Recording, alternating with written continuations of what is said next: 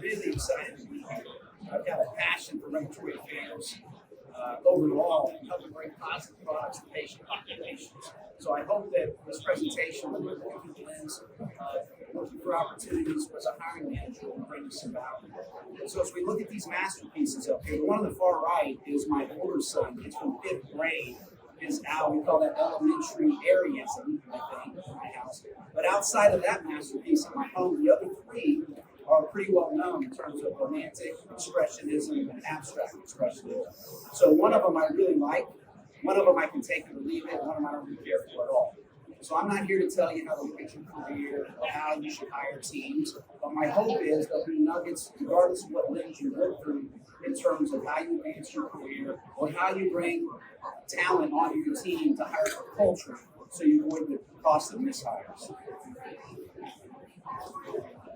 We're going to look through this, my hope is through preference, in terms of the top 5 reasons why companies succeed and why they fail. And there's data points going back decades. It's typically 5 things. In particular, data and analytics have been added to that significantly over the last 10 years. But in the top 3, every single time, leadership, relevant to vision, mission, company alignment, and hiring the right or the wrong talent always directly impact whether companies succeed or fail.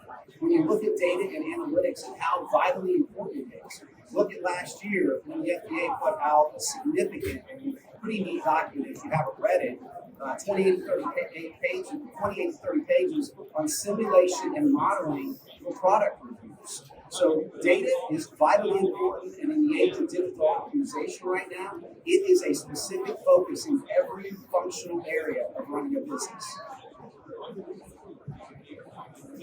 This particular data is from a study from a few years ago that Career Builder did, relevant to on what makes a mishire. So whether you are looking at opportunities or whether you're trying to identify talent to come on your team, I would suggest making it a strong focus based on attitude, ability to grow, and cultural fit, as that ties into emotional intelligence. Many have heard that the number one asset of any company is talent, is people, and having them on the right seat or on the bus is a phrase many have heard. My perspective is the right talent that has the right person why that matches the company mission statement on the right seat in the bus is everybody's number one asset. If you understand that 25% of employees annually voluntarily leave their companies across all industries every single year, you understand even more so how important this is to create an interview process that delineates culture from the technical skill that you're looking for so that you can avoid, because typically it's not the people that you want to leave that leave annually. The cost of mishires is known, it's significant. It can be anywhere from 4 to 7 times that particular position's compensation, depending on opportunity costs and responsibilities. When you think about regulatory affairs talent and how that leads and how important that is to commercial launch and how much money can be lost in delays, it's even more significant. Look at why 510K submissions are not approved. 30% of 510K submissions do not make it to a person at the FDA. On average, 70% are not approved the first time.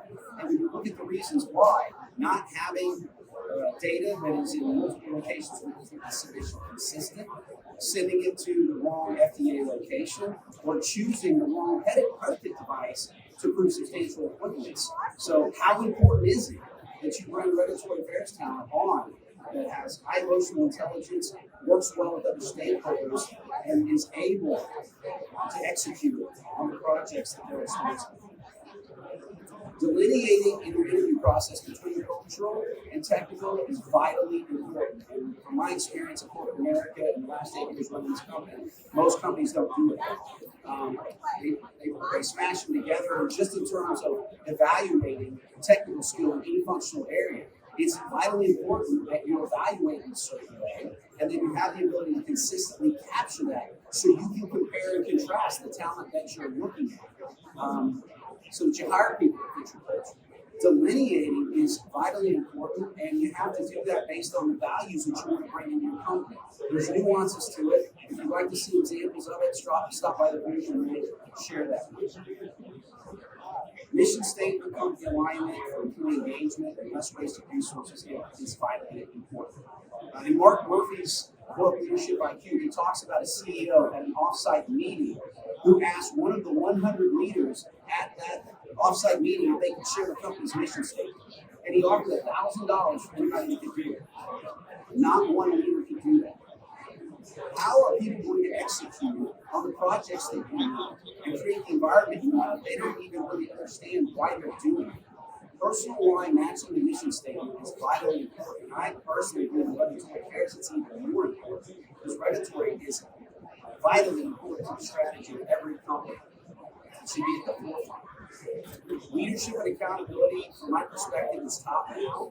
So extreme ownership is part of our library, and it's really our playbook for accountability and partnering with candidates and companies that we work with to provide solutions and avoid finger pointing.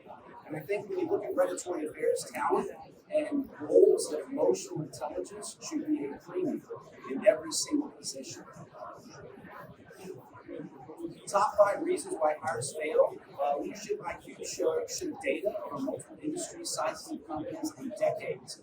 Of the top 5 reasons why hires were considered failures, think back to that slide that had to do with career, that only 11% of hires were considered failures because they didn't have an actual skill set or technical skill that they were hired to perform.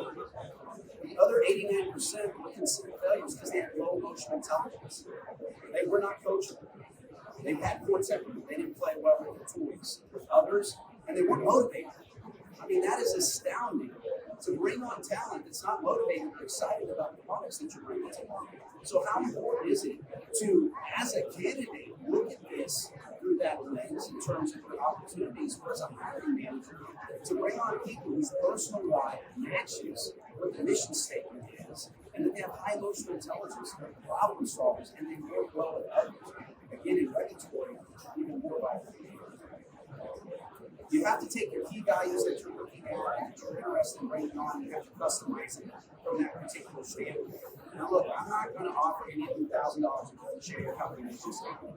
And I certainly hope that you have a pretty strong idea of what your personal why is. But I mean, RAPS is pretty amazing. So if you can prove me wrong for what I'm about to share, maybe they'll let you in for next year. Okay? So I'll leave that up to them. But how many people here know somebody that's a mentor, somebody you respect and you consider a top talent in regulatory who's come to you anytime and said, hey, I'm thinking about making a change. I'd like to do something different. Do you know any company that's hiring that has a bad culture?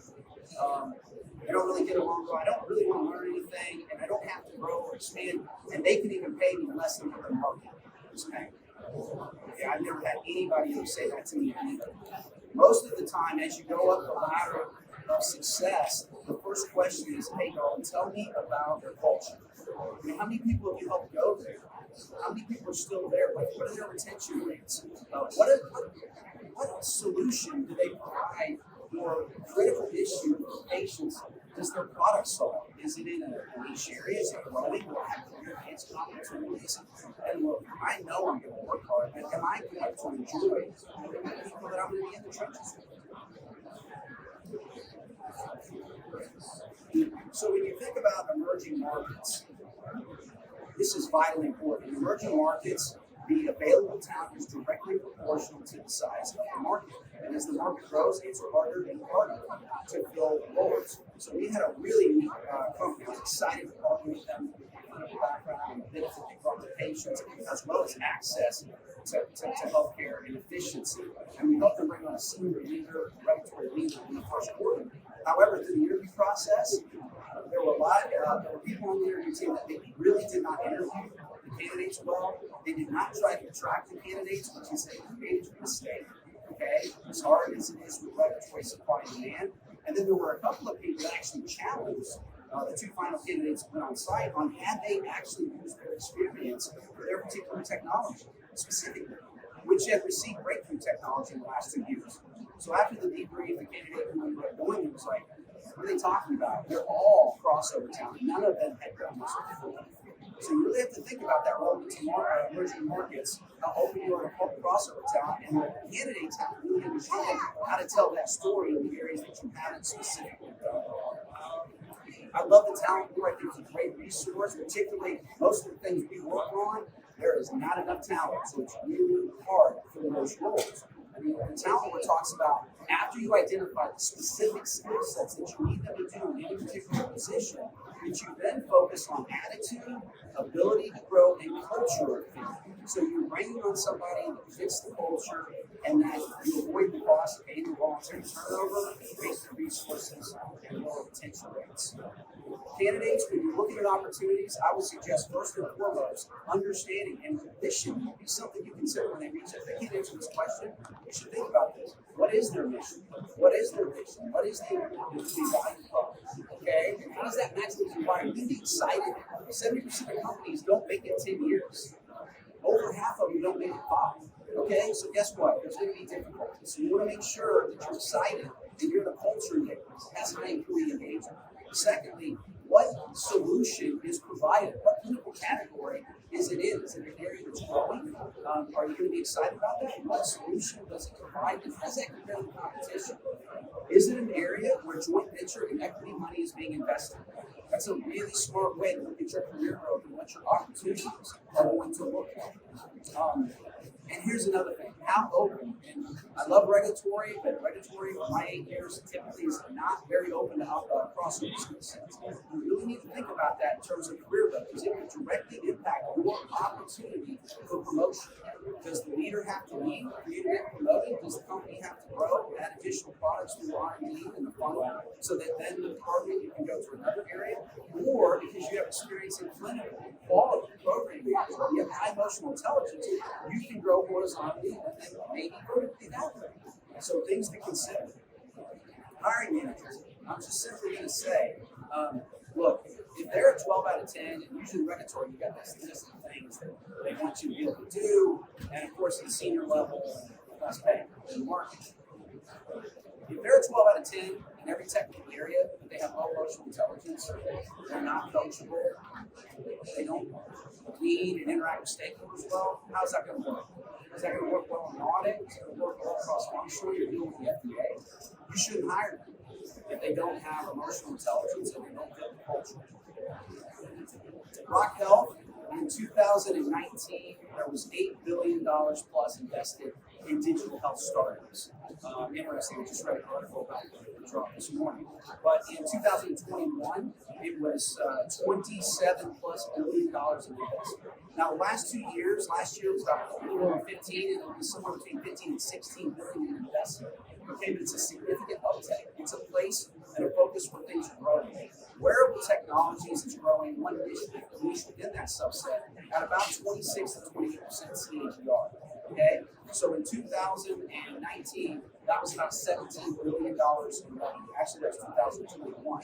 But it, based on the growth, is projected to go over $100 billion by 2028. That's phenomenal. Where's the talent going to come from? How are people going to fill those roles? And understanding crossover talent and how you look at talent is going to be vital to the companies that are successful. How do you fill positions? Are you open to crossover skills based on where the person's at and what they're excited about? Are you ready for somebody that has high emotional intelligence and they've done good work and they're ready for the next step in their career? Strategies for autonomy, and that, I mean, with regulatory, that's going to be a big challenge. It's already fluctuating times in the industry. Or is your leadership and your value prop so amazing that the talent is going to walk across the street, get at the back end of the line to make the same pay or less to do the same role? So you really have to think about how you're going to fill roles and how open you are to talent. The importance of career ladders and annual employee engagement programs, as well as leadership mentorship within organizations, is phenomenally important. It ties directly into annual voluntary turnover. Again, it's typically not the people that you want to leave that leave. And think about the amount of people, how many people think in your mind that you know that got stuck and then they went into consulting. And how many companies and how many consultants are out there? Companies are paying high fees, when maybe there was a possibility of having better employee appreciation programs, being more open to regulatory talent, being able to do other things. Maybe there'd be less consultants. No offense to the consultants. Candidates, how do you prepare? I'm going to push this over to our group, but making sure that you understand that your resume is outcomes driven versus task. And in terms of crossover skills, you should be creating lists of that relevant to areas that you haven't specifically done things. Because it's your responsibility to paint the picture of how you have done that or could do that. Shameless SSI Executive Conversations podcast. Well, our podcast is going to explode since March. It's pushing towards 800 downloads. We have two regulatory affairs leaders, fantastic people, Trudy and Sean. They're recent guests. You can get those podcasts from our website. One of them really strong information on looking at crossover skills and opportunity. And Sean did a really great job of talking about candidates, how as a hiring manager you can help them broaden their skill set for their career growth. Now, cakes and pies, I'm more of a pie guy, though I've been trying to pull off of it a little bit as I get older here. But look, if you can bake a cake really, really well, you probably can make a pie. Okay? I like to dumb this down for me. But think about that role of crossover skill. And too often in regulatory, from my experience, the leader wants somebody that's done every single aspect of a submission, product specific. Okay? So are you looking for somebody that can run the bakery, that understands how to lead stakeholders, that understands what to do relevant to the regulatory pathway, that has high emotional intelligence and can de-escalate? Or are you looking for a subject matter expert in every single area, biocompatibility, clinical, every section of the submission? At a senior level, no place. The elephant in the room, autonomy is a big elephant in the room. Okay, it's not going to be a so Kevin O'Leary from Shark Tank, Christian candidate, and that's why I thought I'd throw him in here. He had an interview in the second quarter that talked about certain states in the U.S. he would no longer invest in because of the increased regulation and the cost of commercial real estate. He also stated that 40+% of their functional positions were remote with limited travel, and that was not going to change. As you think about regulatory, from a hiring standpoint, do you think that everything's going to go back to the way it was before the pandemic, 5 days in the seat? Are you going to be more open to autonomy or strategies for autonomy, depending on where the candidate is at in their life and their experience and what's needed in the role? Or are you going to use remote as a strategy to get talent, which I highly recommend really thinking about employee engagement programs, and for those that are early in their career, keeping them engaged and mentorship will be key. We partner with Indiana University because we really understand what the talent's thinking, and we want to bring that information to our partners. So this was data from February for a presentation at the LSI MedTech in March. Over 80% of the candidates of these 900 regulatory affairs professionals stated that the pandemic had no effect on their ability to execute on what they were responsible for. Over 90% of them stated they preferred autonomy, some aspect of hybrid or remote. Amazingly, over 90%, now these aren't all VP roles, so don't come at me with that, but stated that they were approached for a new opportunity 1 to 2 times a day or 4 to 5 times a week. That is incredible. And then, lastly, 90% to 88% stated that after cultural fit, the number 1 or 2 thing they would look at relevant to career opportunities was autonomy. So it doesn't matter whether it's design, quality, or clinical, or marketing, any functional area that has the ability to perform their role with autonomy, people are looking for aspects of it in their career. This is a position that we were asked to work on that we ultimately did not. This position had to be on site 5 days a week. In terms of looking at the skill sets and the available talent, there were very few people in the immediate area that were openly considering that. Came back to this particular potential partner and shared with them. They wanted somebody that had authored 5TK solution. They wanted 7 years of experience. They had a laundry list. And then we shared with them the data. Look at that 66 and 139. Do you think those people would any of you walk across the street to make the same or less money? So we said, unfortunately, we cannot help you with this role. It's still open, by the way. That was from 4 months ago. Right now, LinkedIn will tell you that there's 7,000 medical device regulatory affairs positions in the United States and 3,000 candidates with their hands up. Okay? And half of them won't respond to a recruiter. And some of you are probably sitting right here. Okay, no offense to call you out. So that means for every almost 12 positions, there's about 5 potentially open candidates. So posting and parade, coming to a conference, pretty hard to fill roles. Hiring managers, you look at this slide, I would just simply ask you, if your processes for attraction, efficiency, and how you treat candidates in the pipeline matched your quality management system for the product you manufacture or the service you provide, would that be a good thing or a bad thing? And unfortunately, for the 8+ years that I've been on this side of the industry, it would not be a good thing.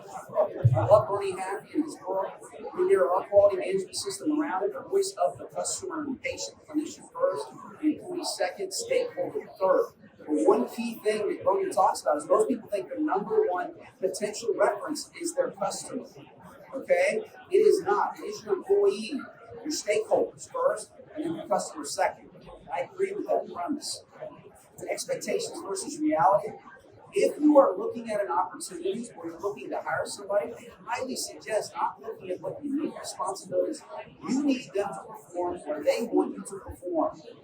You have to look at how the role or how your opportunity will evolve over the next 6 to 24 months. Okay? That is going to directly impact employee engagement, annual employee voluntary turnover, as well as employee engagement. Key takeaways.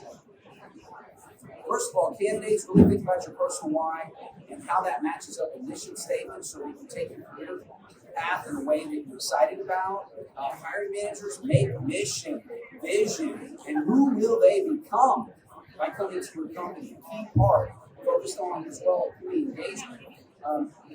Think about hiring managers' technical skills that you need. After that, attitude, cultural fit, ability to grow, emotional intelligence. The candidates really think about crossover skills and creating a list of those in preparation for future opportunities. And I would highly recommend looking at every aspect of your team and hiring management process within your team and department and tracking that with data and analytics so you can create a better candidate experience. Guess what? Regulatory is a small niche. They will know whether or not they're good practices or not. Okay? And then I'd also look at tying it into your projects. You can create real best practices and learn from wins and successes in your regulatory affairs solutions. None of these people are related to me. Okay? So, I don't get any royalties or anything like that. So if you think that's a fun deal, we'll let them know. We'll go to a free book for our next SSI employee that comes on. Past them, we had a recent webinar on the changes state of the art. She did an amazing job. You can find that through our website. I really appreciate your time. If we can help you think about your career path differently, if we can help you customize your interview process to delineate between cultural fit and the technical skill to increase your employee engagement, or we can help you create a remarkable candidate experience to bring on talent, come see us at the booth. I hope you have an amazing conference, and I hope it's brought you value.